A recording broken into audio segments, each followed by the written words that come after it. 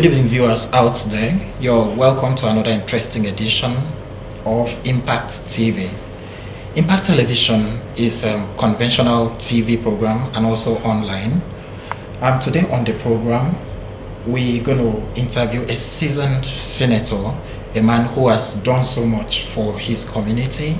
He has been a lawyer, an activist. He has helped so many people back home, and now he has contributed his bit towards the national development.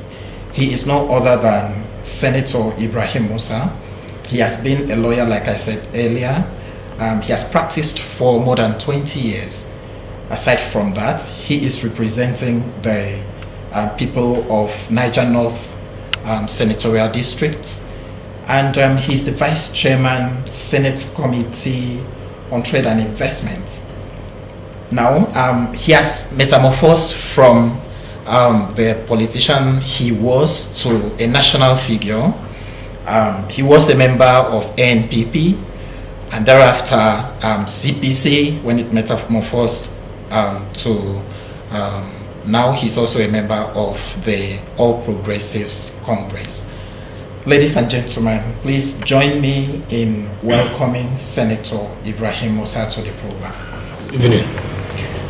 You might want to talk a bit about yourself to the benefit of our viewers who do not know you. Yeah, my name is Senator Barrister Ibrahim Musa.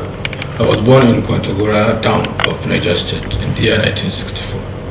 From there, I went to read my primary school, Kwantagora, where I finished in the year 1978. From 78 to 1984, I was in Government Teachers College of Shishi, where in 1983 I obtained my teacher graduate certificate. From there, I went to Usman Afford University, Sokoto, where I read law. And I went to law school, Lagos. So I was called to the bar in the year 1994. From 1994 to 2010, I was engaged in private legal practice. 2010, I decided to contest the office of the Senate of Niger, and against all odds, I defeated a 3-term senator who felt then that is indispensable, but we defeated him.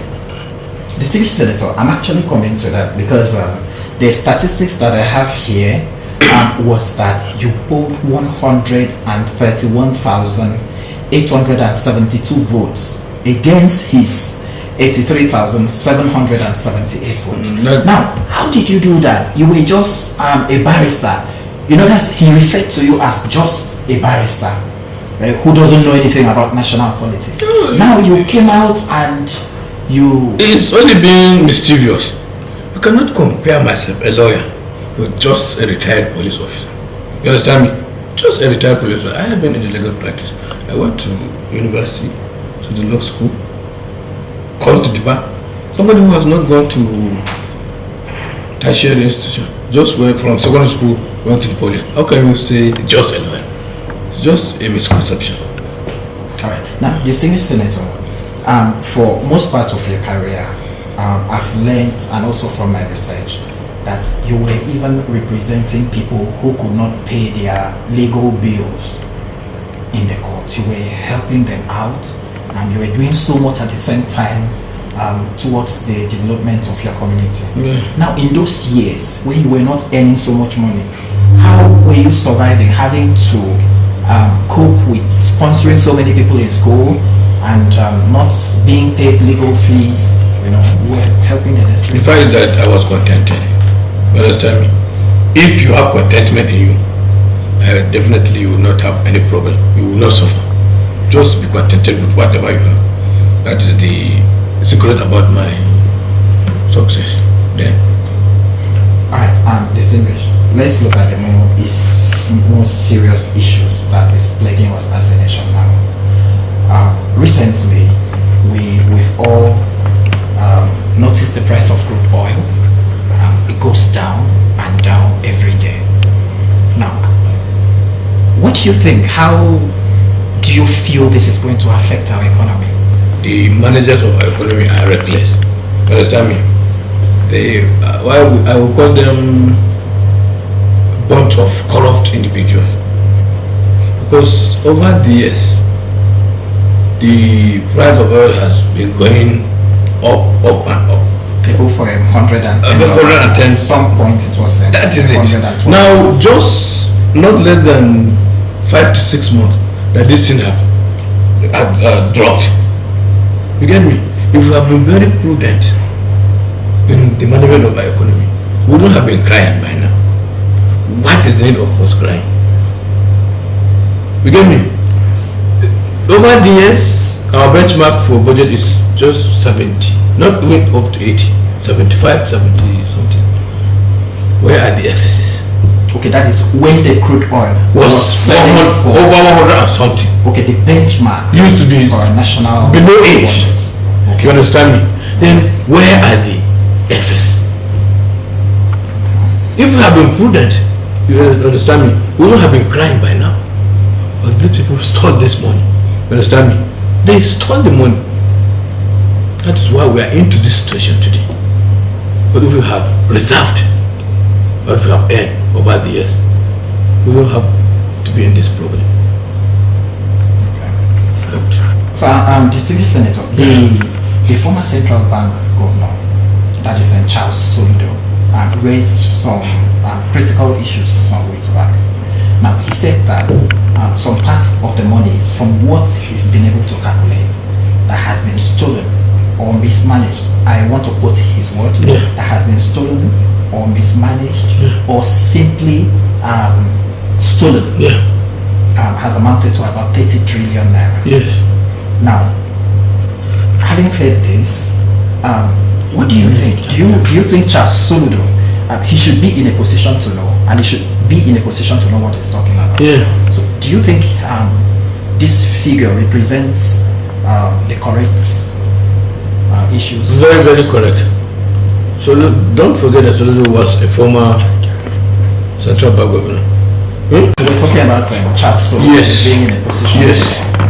Charles Soludo should be in a position to know. You know, he was a former governor of Standard Bank and a renowned economist. So he should be able to know all these things. Not even Charles Soludo, myself. I should be able to know this. So what more of Charles Soludo, who's a very, very renowned economist, who was a former central bank governor? You should know this. I was reading like something online that Jonathan was saying that Soludo was not saying the correct thing, that the budget of this country is less than 30 trillion. No. What we are saying is that not that you stole something for the budget, no.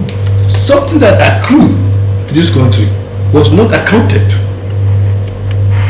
So you stole from that. Jonathan, I don't know what Jonathan is saying. That this thing has less than the country's budget. As a president of this country, you don't even need to reply Soludo, because you are only trying to disgrace yourself again. Everybody knows that this government is very, very corrupt. The most corrupt government ever in this country is this government, Jonathan's government. So what Soludo is saying is the correct thing. Alright, sir. Now, looking at it from this perspective, a lot of people have said different things since Soludo made this particular statement. Recently, the New York Times has described President Jonathan's government as being very weak, inept, corrupt. What's your view about this? I already told you that this is the most corrupt government, the most ineffective government. You understand me? The most unfaithful government we have ever had.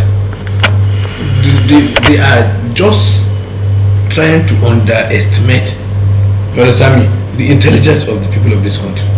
You look at what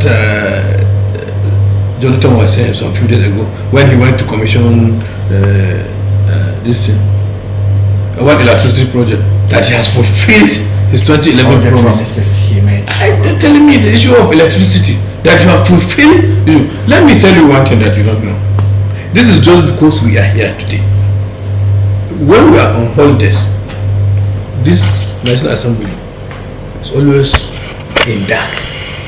in darkness, no light, nothing. And you are telling me that you have fulfilled the promise of electrifying this country.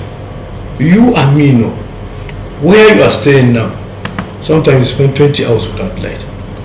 So also not. Sometimes 48 hours. Tell me this thing. And you are telling us that you have fulfilled election promises. Look at a president coming out to play with the intelligence of the people of this country. You tell us that you have built roads. Where are roads? Tell us you are bringing, reviving the railway. When people are talking of digital railway somewhere, you understand me? Now you are talking of what do you call it? The speed rail in This, China. what do we call it now? Locomotive. Yes. Telling us that you have succeeded in resuscitating railway. Locomotive. When we are moving ahead of all these things, you now tell us you have created Almajid School. Is that an achievement? What Almajid School? This nonsense. Almajid School, you go to a state, build some classrooms. You understand me? Just maybe equip it with furniture and other things, hand it over to the state government. What is it that what achievement is that? Always when you go to campaign, you say you create Almajid School. It's an abuse of the Northerners. I'm telling you, we should tell him stop abusing us. There's no sustainable educational policy. What is Almajid School? Tell me. What is Almajid School? You go on to say you are the only president that has established more universities. What are there? You just established glorified secondary schools. You understand what I'm saying? Glorified secondary school. When the universities, the other ones, are not being funded, well, I left university for about 30 years now. You understand me? So one of the universities. The way I left that university is still the way it is.